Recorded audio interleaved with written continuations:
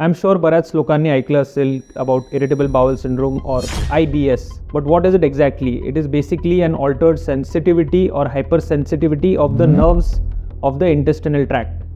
त्याच्यामुळे वेगवेगळे सिम्पटम्स होतात, जसे डायरिया, कॉन्स्टिपेशन और sometimes alternate and constipation and diarrhoea. आता IBSची ट्रीटमेंट एक्झॅक्टली काय आहे? So most important is the dietary changes and a healthy lifestyle along with regular exercise.